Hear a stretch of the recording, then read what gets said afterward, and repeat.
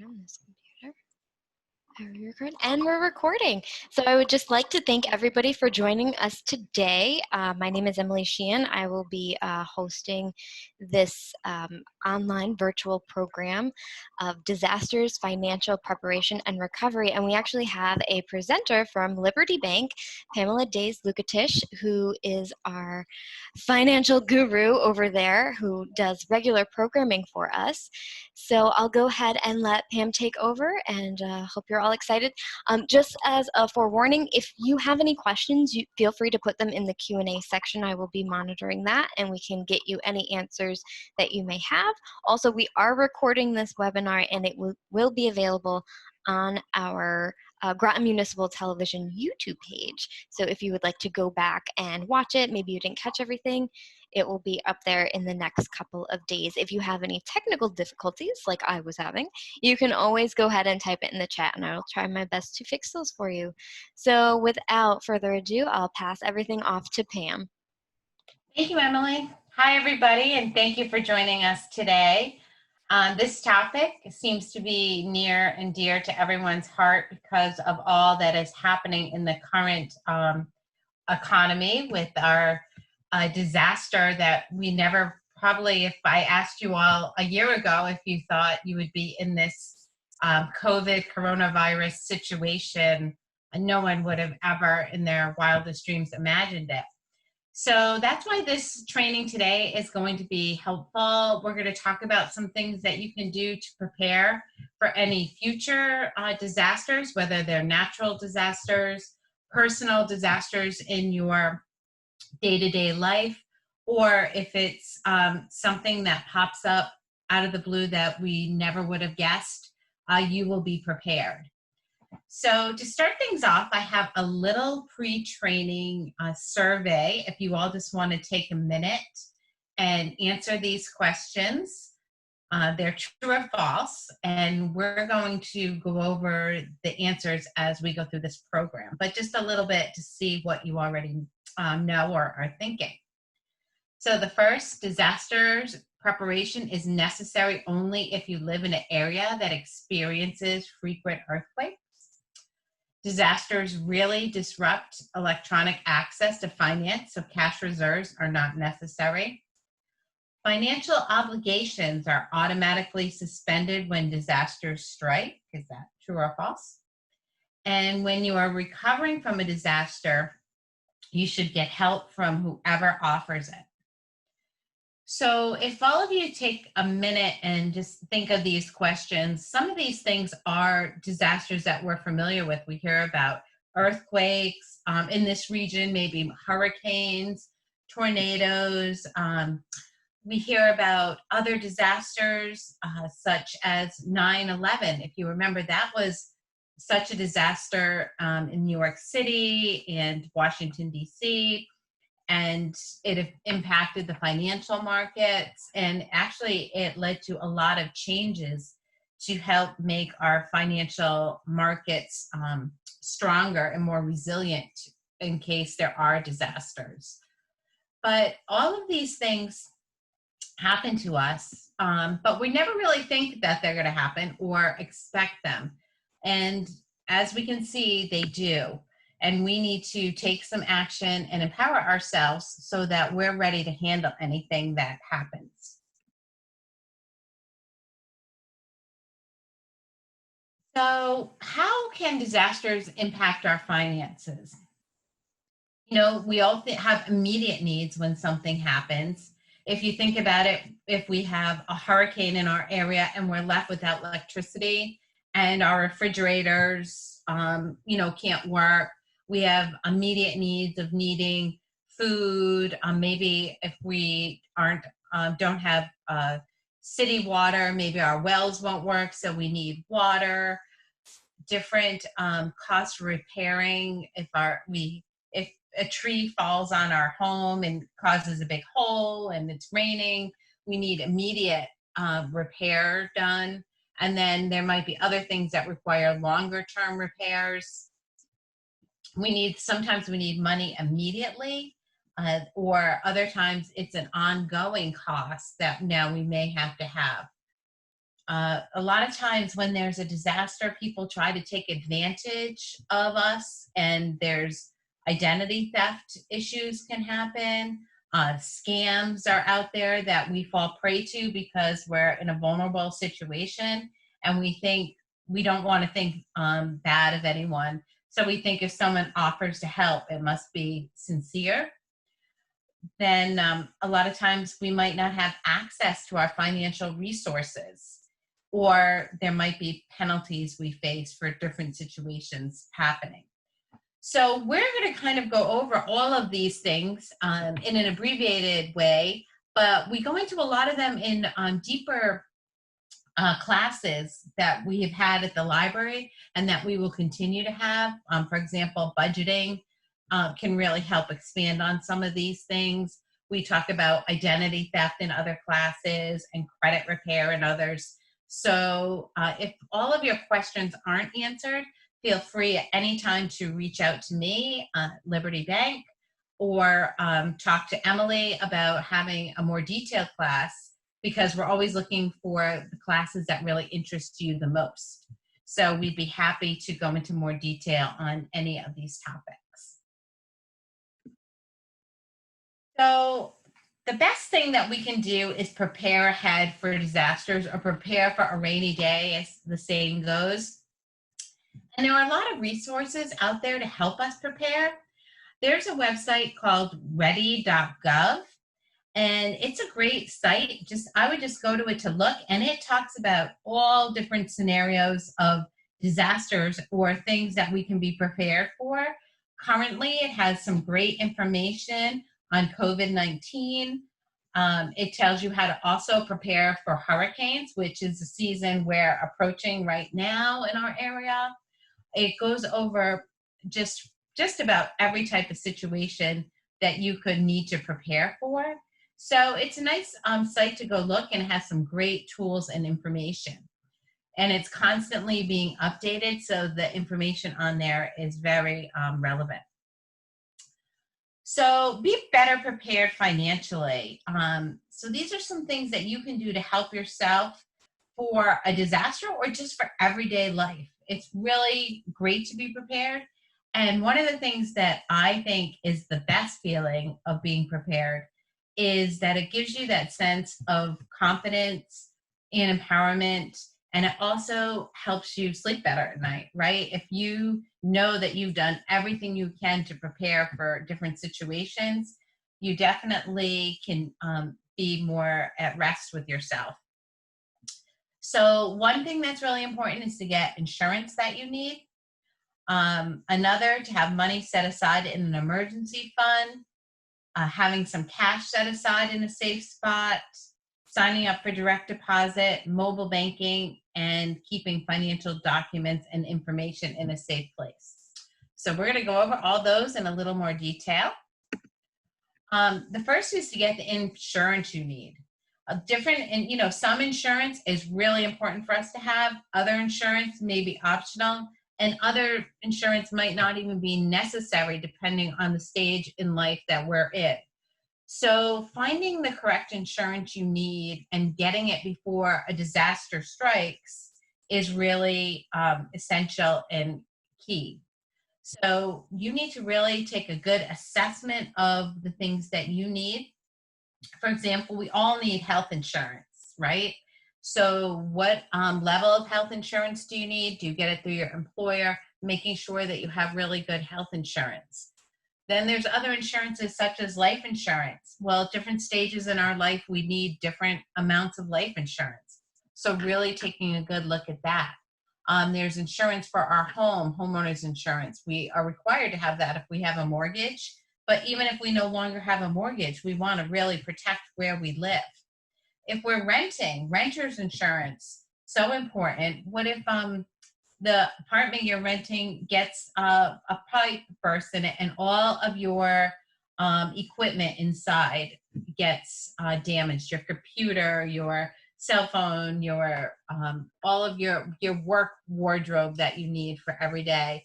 All of those things, if it got ruined, it would cost you a huge financial burden to replace. So having that insurance is really important.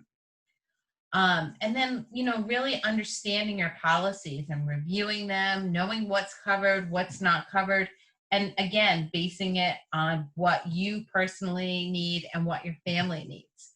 It's so important. You never want to you don't want to be overinsured, because then you're spending money that you don't need.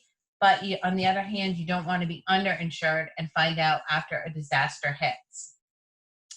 So another thing that's very important is keeping track of what we have.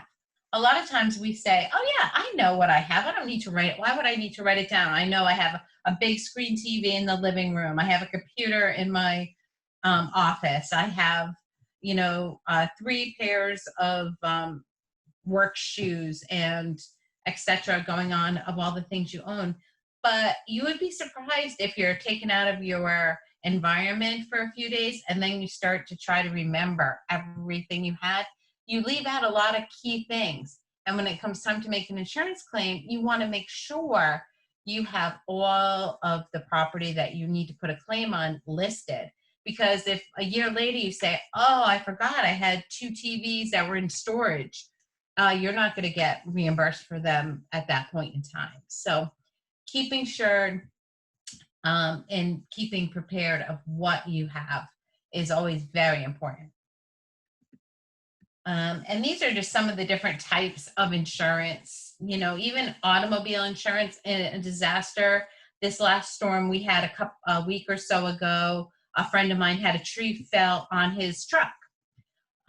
So, he needed his auto insurance, and some homeowners insurance covered it, but there were lots of different things. Disability insurance, if we are sick and can't go into work, if you were, ended up being out of work for a period of time because of a disability, would you be getting paid during that time so that you could keep up paying for the lifestyle that you were leading? So we talked about these others. The second thing on the list before was keeping money set aside for an emergency savings fund. Normally, when we do a general banking class, that's the first thing we talk about. Why is it important to save? And I start teaching that with children, at the early grades in school, as early as we go in and talk to children in school, and then especially up through high school, to try to start that foundation of having an emergency fund or just having some savings to fall back on. A lot of people don't have savings, and it really is a hardship for them when any situation comes up that they may be out of work for a little while or not have that income stream coming in. So I did a little homework and to see what the average savings rate for the United States is. And the average savings rate is 7% of a person's income. And that's what people are doing. And that 7% includes the money that's getting put aside through 401k or IRA, Roth, or any savings vehicle that you have for retirement as well. So you say, well, 7% isn't really that bad of an amount, but that's 7% an average. So in that 7% is included someone like Bill Gates, who is saving probably a huge amount of money, right? And and also in that is somebody who is, maybe considered having a low paying job, or maybe only working part-time and not generating a lot of income. So the 7% is an average. So really it's not that high. And we really need to start trying to put a little bit more emphasis on saving, because we never know what could happen. So some of the things we can do to try to start saving or building an emergency fund is set a realistic goal. A lot of times we might say, oh yes, I do need to save. I'm going to start saving $100 a week. Well, that might not be realistic for everyone. Maybe we only have $20 to save. Maybe it's only $10. Maybe we're going to give up pizza once a week and use that money, $15, to put in our savings. But we have to really, looking at what money we have coming in and where our expenses are going out, and then trying to figure out from there how much we can save, and making savings be a priority at the top of our expenses. So again, it always comes back to looking at our individual situations and what is important to us and where we currently are in our life. So it does take time and commitment to build your savings. I mean, it really can happen if you just are doing even $10 a week, if it's automatically coming out of your pay, going into your account. At the end of the year, you'll be really surprised at how much it's building to. But it takes time and commitment, and once you get some money in that account, you can't say, oh, I really need a new pair of shoes, and go in and take the money out. Once it's in there, it has to try to stay in there. So what sometimes people do is they might find, so say they did their banking at Liberty Bank. Maybe there's a credit union a few towns away that they don't really go to very frequently. They open an account and put the emergency fund there at a separate place. Sometimes people do that. Other times people just open up a separate savings account at the bank they're at. So if you were doing all your banking at Liberty, you could go in and open another savings. People don't realize that you can open multiple savings accounts at the same bank. So you could, at the current bank you're at, open another savings account and just earmark it emergency fund and kind of try to forget about it. And that way, the money will just keep getting directly deposited in there and growing.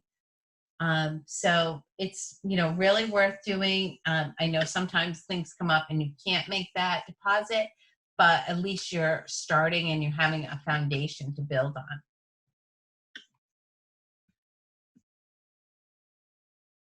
So also, people still wonder, do I need cash? We live in a pretty cashless society. If you think about it, we can pretty much go anywhere and use our debit card, use our cell phones, can be programmed so that we can do transactions through Apple Pay or whatever mechanism we choose to use. And we don't really have to have a lot of cash. But it's always good to have some cash on hand for when there is a disaster, so that we can, in case some places are only accepting cash. I know when all of the outbreak came out with COVID and things began to close down, there were some places that were either only accepting cash and some others were only accepting credit or debit cards. So it's always good to have a mixture of both and have things on hand, but always having a little bit of cash. You don't need to store thousands of dollars of cash under your mattress, but just having, a small amount of cash on hand that in case you need that is always a good idea. And of course, there's always ATMs for you to go to, but just having that little bit is a great idea to have handy. One of the biggest benefits you can have is signing up for direct deposit.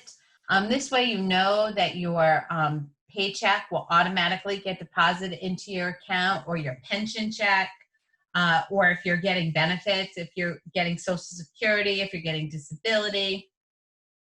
All of that will go into your account automatically for you with direct deposit, and that's really great because then you have access to that money. You don't have to worry about the mail. I remember back, there was a great video the Federal Reserve Bank did on Hurricane Katrina, and they interviewed a woman on there, and she showed her house. It was all flooded, her mailbox gone, and she said, I can't get my Social Security check because there's no place for the post office to deliver it. And, thinking about that, we never know when we might not be able to get to our place of employment to pick up checks. Or if there's a problem ever with the mail. So having direct deposit, we know our money will always be there the day that we're supposed to be getting paid.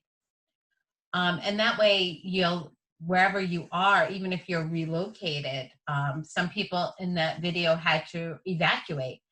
They were still able to get their pay because even no matter where they were, the money was going into their account and they had access through online banking, which is the next thing that is a great thing for you to have, is have access to your financial institution through online banking or mobile banking.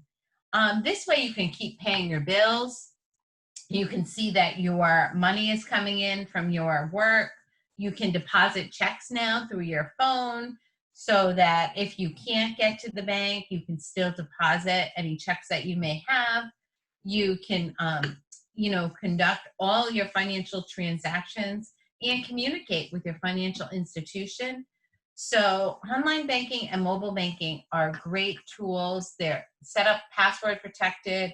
They have a lot of safety features. So I know a lot of people were fearful of them, but really they're a great tool for you to use and a way for you to stay very connected with your finances. And it's also a great way for you to pay your bills and stay current with that.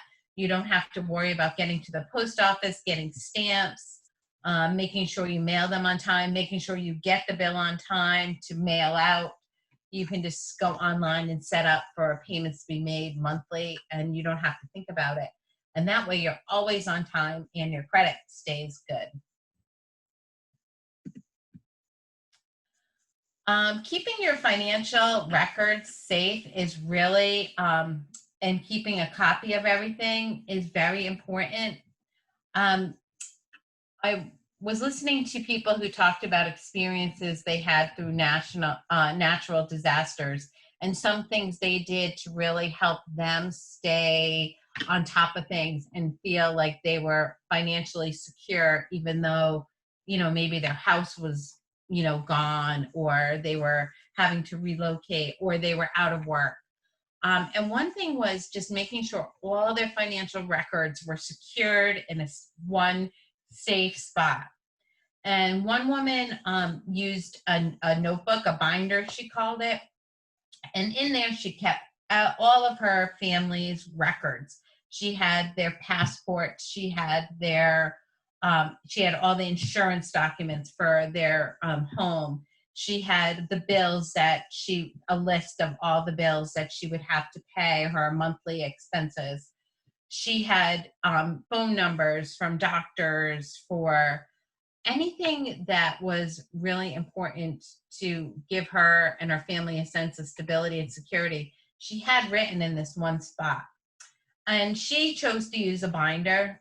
You may be really savvy with computers, and you might want to have a file on your computer and have it saved somewhere in case something happens to your computer as well, but have it stored somewhere so that you can just go and have all that information and give it to someone in your family in case, maybe you're sick and you need someone else to have access to that information.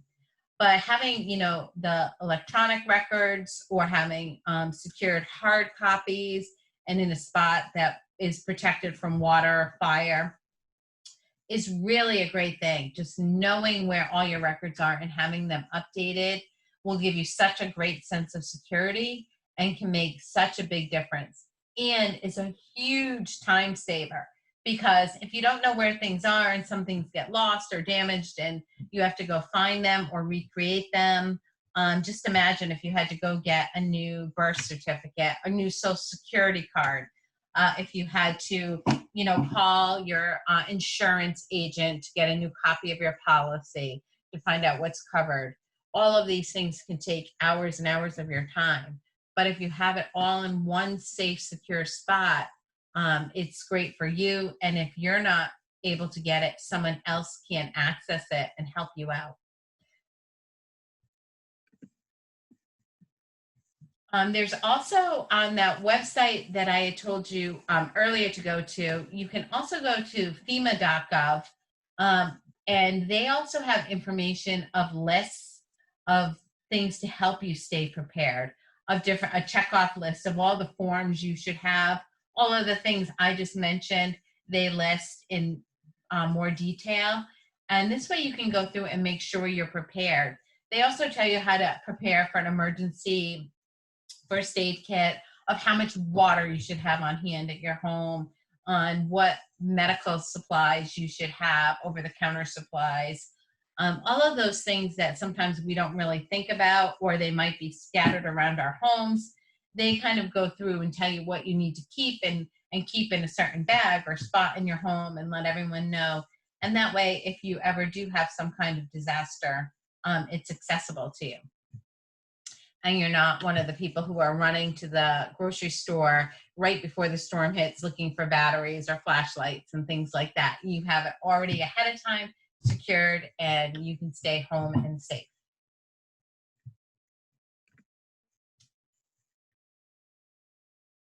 So these are just some of the key takeaways, just to remember to save time, money, and stress just by being prepared. And I know a lot of us think, yes, we're going to do that. This sounds great. A lot of you will watch this and say, I am going to put that on my to-do list. And then a lot of times we say, yeah, we'll do it later. We'll do it later. We'll start that savings later. When I get a little extra money, I'll start my emergency savings. But sometimes later never comes.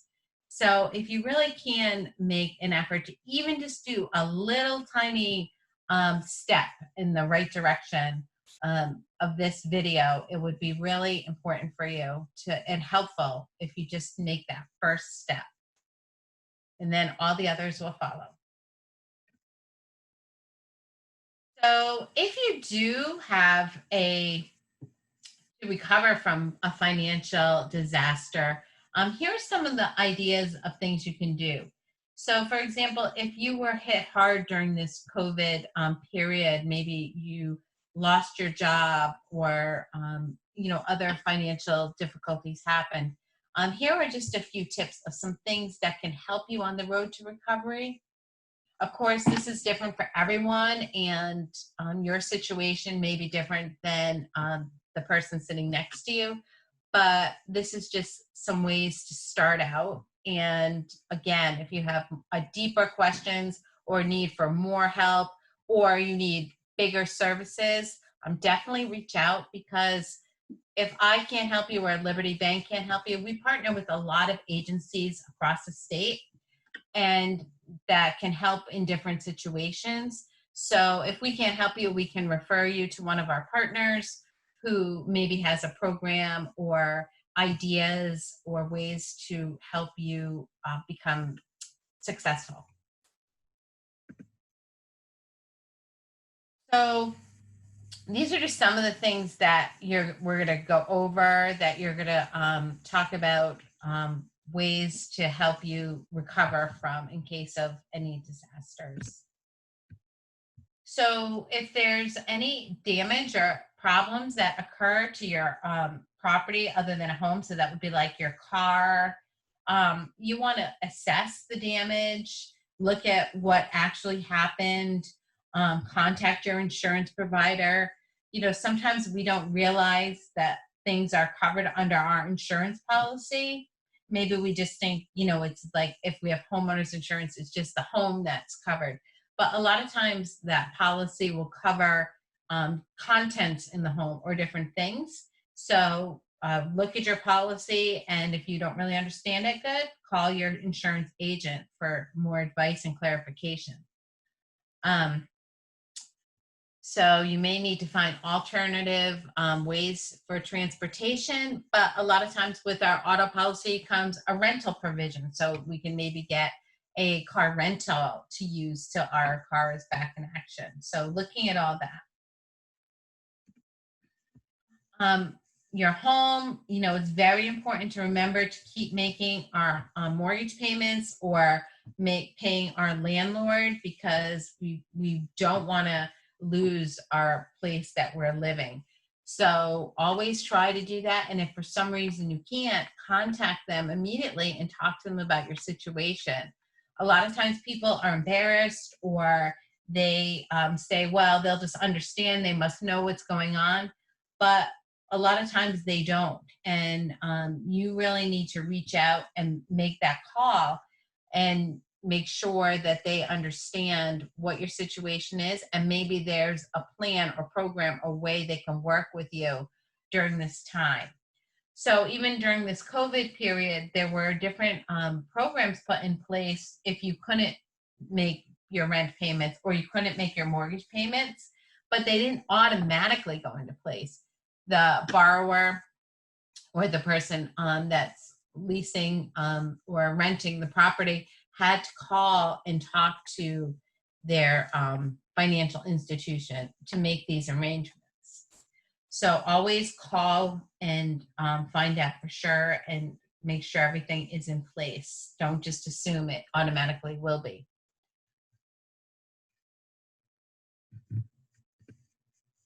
And then again, with your jobs, this is just kind of common sense. Of course, if for some reason you can't get into work because of a disaster of some sort, always contacting your employer, finding out what benefits you have. Maybe your employer, you have a good disability policy through them. So if you are out sick, or knowing that, maybe you have to take time off to care for your children, you could take family leave, knowing all of these things, but contacting your employer, the HR department, they can help you through all of these things so that you know what your employer will help you with. And if you're not employed, what public assistance benefits there are for you. So contacting the state departments that will help you know if you're eligible for unemployment or you're eligible for disability.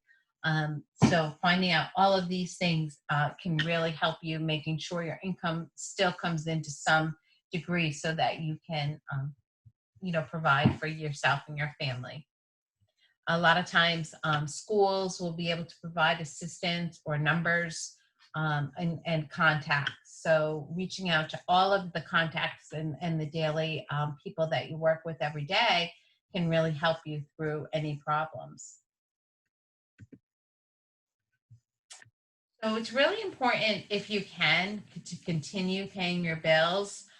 During this COVID period, I had talked with a couple of small business owners that were maybe had to close for a couple of months. And during that time, of course, their income wasn't coming in. And one of them had said, well, I just stopped paying my phone bill because, I'm not working, I'm not having income coming in, I can't afford to pay that bill. But, that's one of the worst things you can do is just to stop. You want to contact that provider. So if it was AT&T, contact AT&T. I'm having a financial hardship now. My company is closed for 2 months.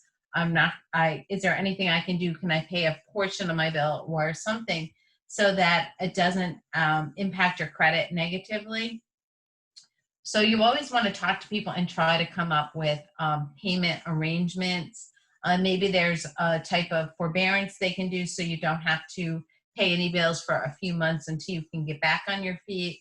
But contacting the person is key. If you don't contact them, it will just show as that you're not making your payments, and then that will impact your credit, and that can really hurt you in the long run.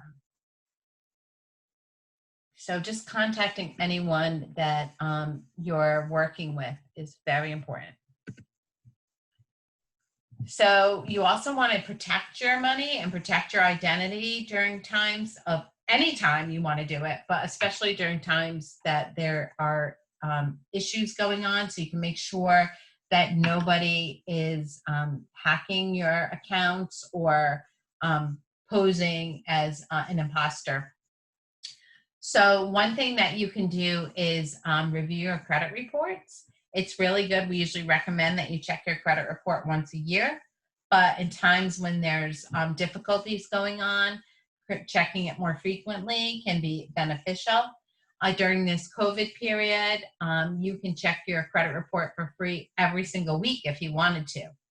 Checking it weekly is probably a little excessive, but maybe you want to check it monthly, and you can check it free monthly without it hurting your credit score at all during this COVID time as a free service that the credit bureaus are offering. So you want to also make sure that you're reviewing your bank statements. If you see anything that doesn't look quite right, contact your financial institution and just make sure it is. I talked with a customer who had some funny charges on their bank statement, and they thought, maybe somebody was using their debit card. And it ended up just during this time, the withdrawals that were coming out, set to come out automatically, had a different vendor name on them, but it was something the customer had authorized to come out. But it was great that they looked at it, they came in, they asked about it. It's always it's important to ask. There's never a bad or dumb question. Every question is really important and can save you hundreds of dollars by asking those questions. So never be afraid to call your financial institution and ask them anything that seems a little fishy. And even if they tell you what it is and say, oh yeah, yes, I ordered that product, I forgot, that's fine. It's better to be safe than to be sorry later on.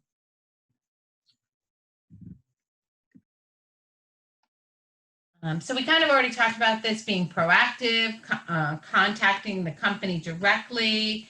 If for some reason you're getting negative pushback, there's regulatory agencies that can help you, like the Federal Trade Commission can help you. So that's FTC.gov. And so you can always file complaints if you're not getting any results, if you find any kind of fraud and it's not being taken care of.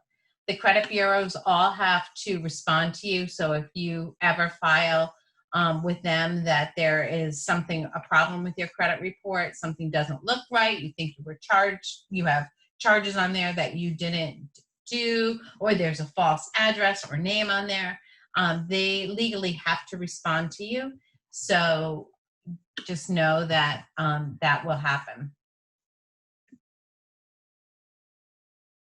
So never be afraid to get help, to ask for assistance. DisasterAssistance.gov is a great website that can help you find the assistance you may need. Depending on the type of disaster, there's different agencies that are involved. FEMA is involved.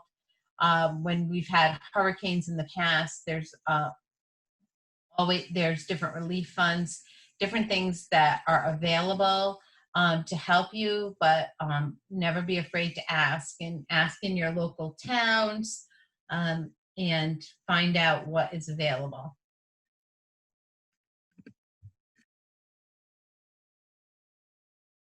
And these are just some of I'll leave the screen up for a second, just different programs that are available for assistance. The Small Business Administration, as we saw, they did a lot of, they did the paycheck protection program that you may have heard a lot of businesses took part in.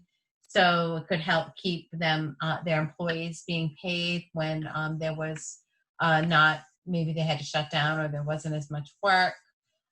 There's always assistance available in agriculture for disasters. HUD, Department of Housing and Urban Development, is available. They have a whole list of counseling agencies that are really legitimate agencies that can help you when you need help with counseling, with your budgeting, with your finances, with your credit.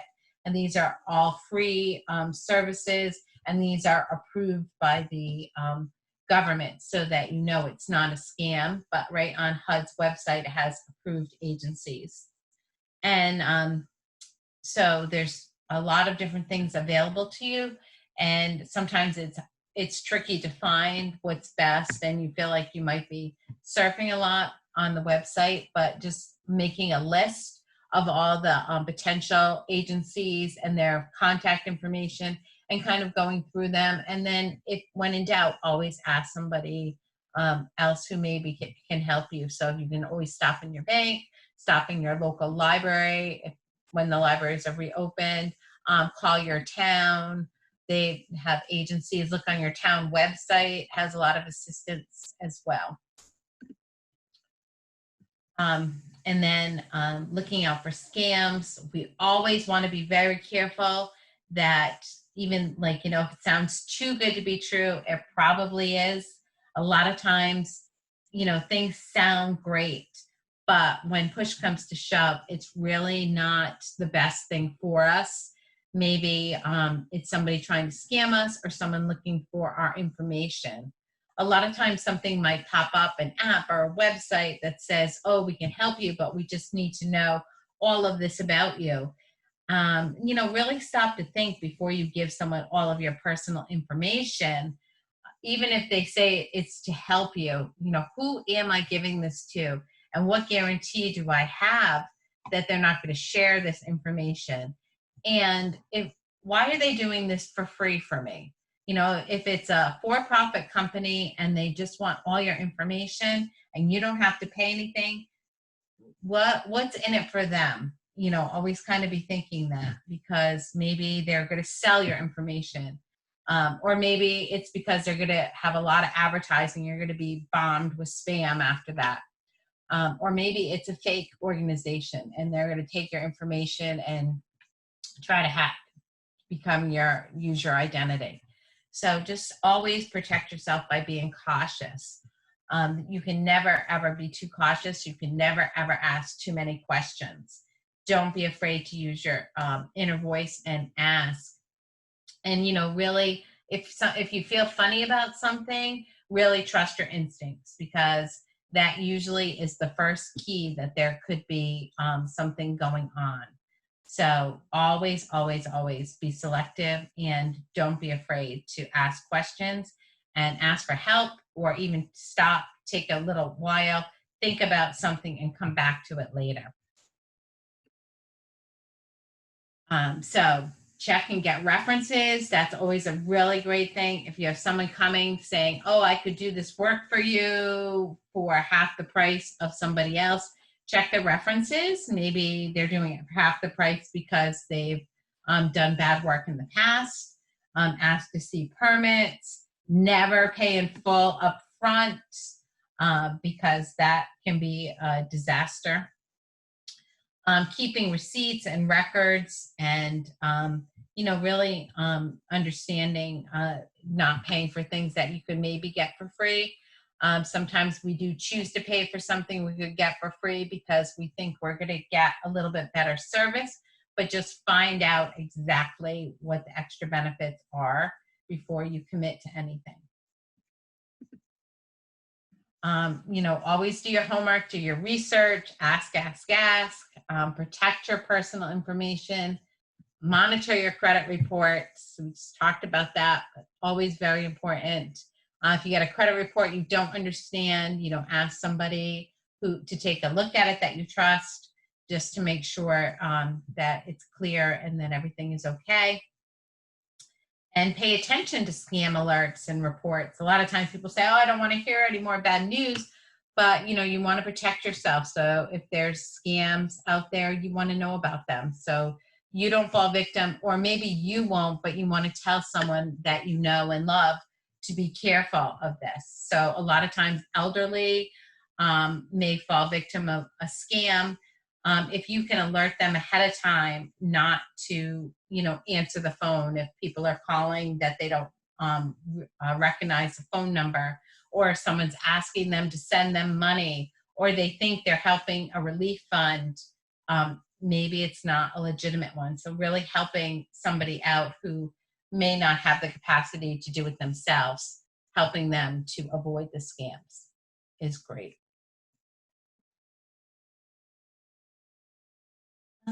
So if you've had any disaster yourself to your finances, it really can get you down.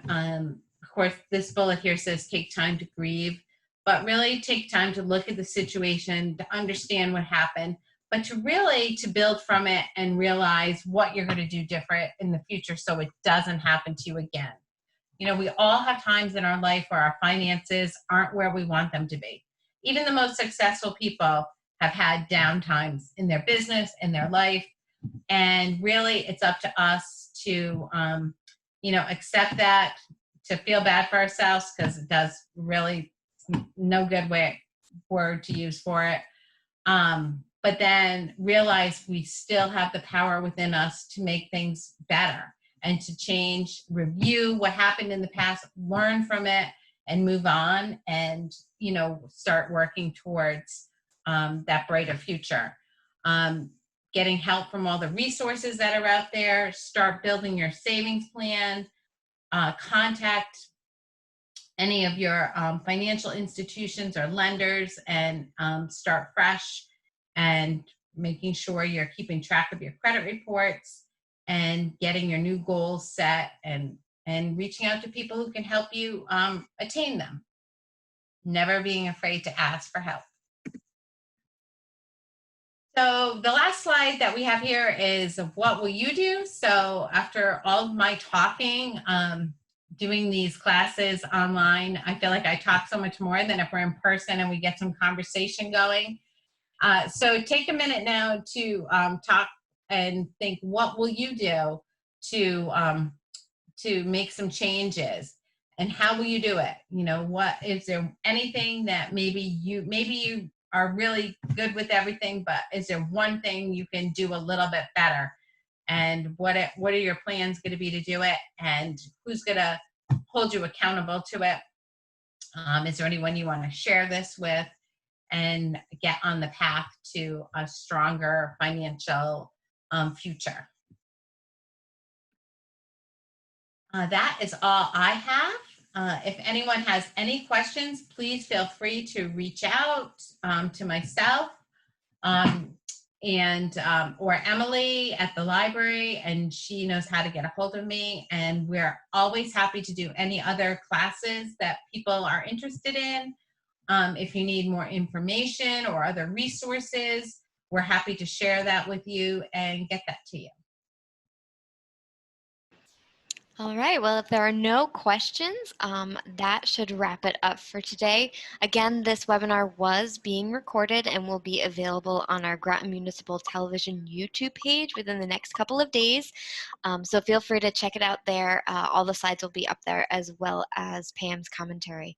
So thank you so much for joining, and hopefully we'll see you in the future.